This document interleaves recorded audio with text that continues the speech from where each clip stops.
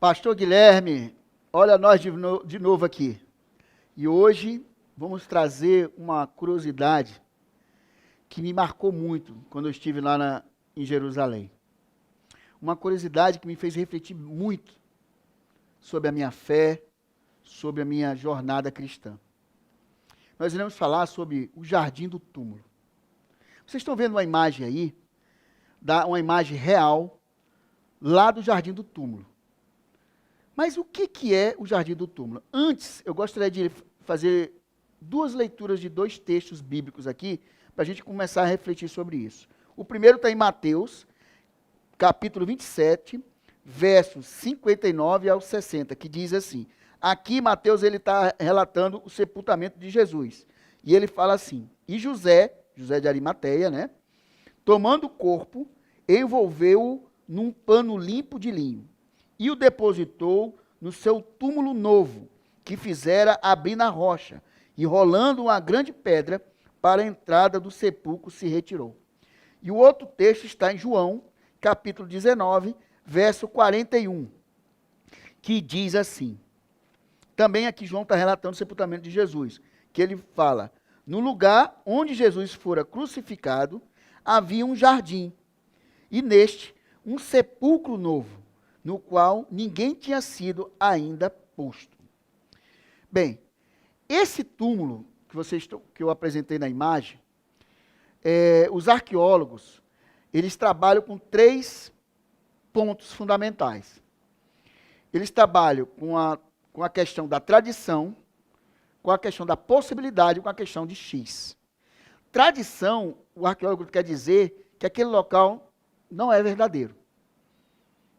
A tradição que fala ali, não é verdadeiro. Certo? A possibilidade, como já está dizendo o nome, possivelmente, mas não tem como comprovar. E o X representa 99,9% verdadeiro. Tá certo? O Jardim do Túmulo, ele é considerado pelos arqueólogos como tradição. Tá certo?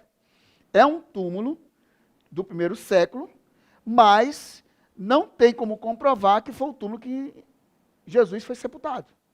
Tá certo? Esse túmulo aí foi descoberto pelo general Gordon, um general britânico.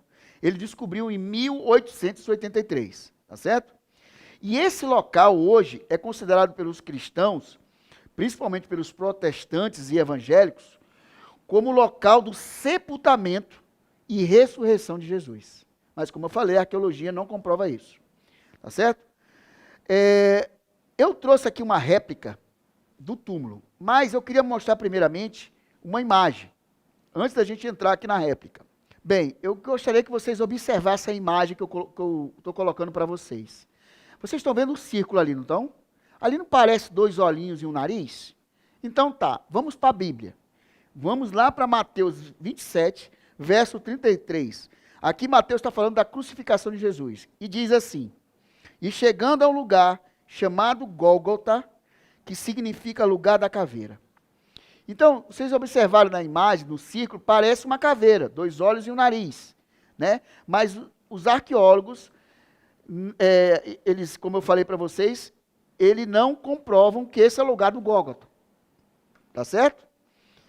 Mas essa imagem que eu coloquei para vocês é uma imagem antiga. Quando eu estive em Jerusalém, em 2018, não tinha mais essa imagem. Por quê? Porque a erosão destruiu essa imagem. Então, realmente é uma coisa para se pensar. 2000 anos, Jesus morreu.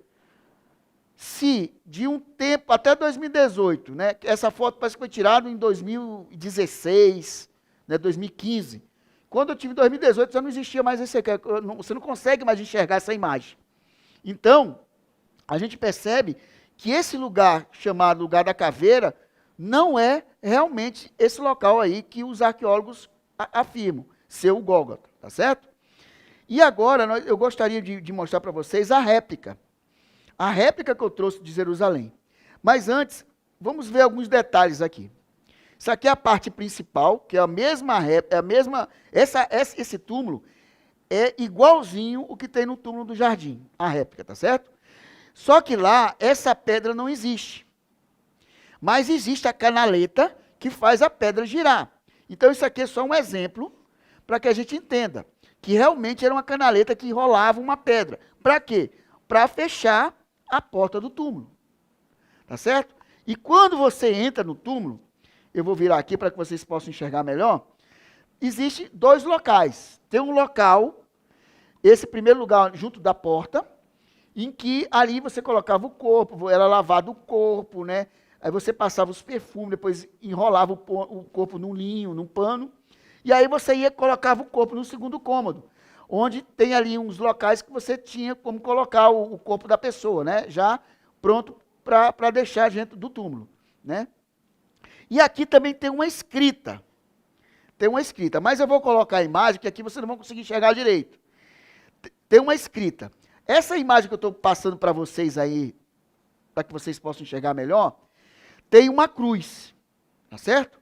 Uma cruz pintada na parede. Se vocês observarem, essa cruz tem algumas letras gregas, tá certo?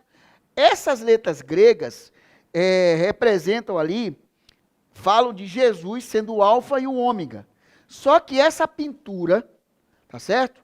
É do tempo bizantino. O tempo bizantino corresponde ali ao Império Romano do Oriente, que durou de 330 a 1453 depois de Cristo. Bem, mas a gente sabe, como os próprios arqueólogos falaram, que esse túmulo não era o túmulo realmente X, como a arqueologia fala, que realmente sepultou o corpo de Jesus. Mas eu queria trazer uma coisa para a gente pensar. Quando eu entrei no túmulo, eu me emocionei. Mesmo sabendo que o túmulo não foi o túmulo de Jesus, que sepultou Jesus. Mas quando eu estava lá dentro, eu pude fazer uma reflexão. Jesus ressuscitou. Independente se eu tivesse no túmulo real de Jesus, ele não estaria lá. E isso é fundamental, gente, para a nossa fé. Que a gente possa, cada vez mais, solidificar em Cristo, que é a rocha. E que a gente possa se preparar para a volta dele. E essa preparação, a gente tem que buscar na Bíblia, o estudo da Bíblia. Quanto mais você conhece Cristo, mais você se aproxima dele. Porque eu só posso me aproximar de alguém quando eu conheço. E que a gente possa, através da Bíblia, realmente solidificar a nossa fé. E aí sim, quando Cristo voltar, a gente possa ser considerado justos perante os olhos de Cristo. Então, pastor Guilherme, esta foi um momento que eu vivenciei em Jerusalém, entre vários outros, que me emocionou bastante, quando eu entrei nesse túmulo, mesmo sabendo que não é um túmulo que realmente sepultou Jesus. Mas ali eu fiz uma reflexão. Ele ressuscitou. Pastor Guilherme, está contigo.